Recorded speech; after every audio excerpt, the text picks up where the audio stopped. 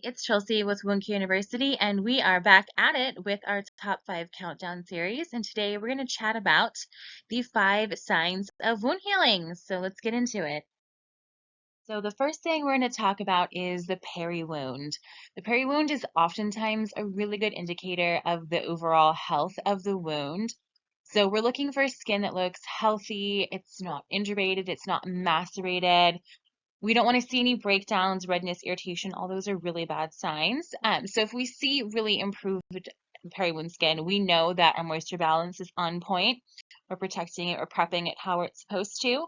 So as the wound healing starts to contract at the edges, we will see the skin around the wound start to get a lot better in quality as it starts to contract.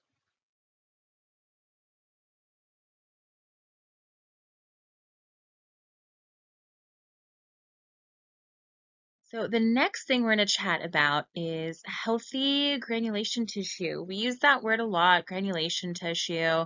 What does that mean? What are we looking at? So the expression we use a lot is bright, beefy red tissue, which might not sound that appealing, not sound that great, but that's actually what we're looking for, is kind of what you'd expect to see in like a pack of steaks. So that's the appearance you want to see. That shows us that we have good perfusion, good blood flow to that wound.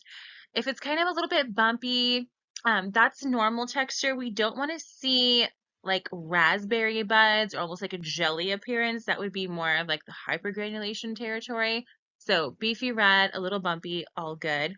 Once you get that granulation tissue, we want to make sure we're not doing anything crazy like wet to dry, so we don't want to disrupt that fragile little baby tissue. And we're doing dressing changes. So red is great. If you start to see a pale wound bed or dark, that could mean that we have some ischemia issues. Are we getting too much pressure? Do we have enough oxygen to the wound? So red, beefy, that is what we are looking for. It makes us very happy to see that in our wound bed.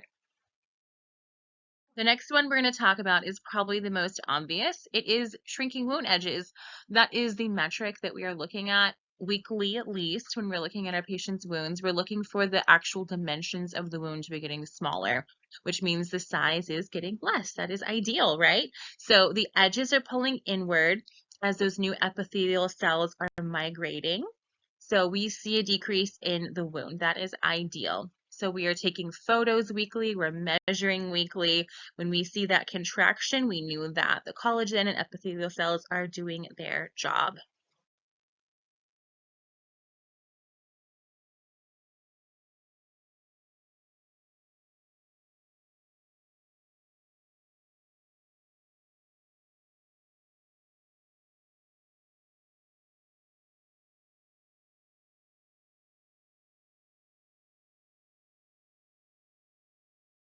The next one we're going to talk about is reduced swelling and pain, which I'm sure comes to the delight of our patients who've been dealing with an edematous, painful wound for a while.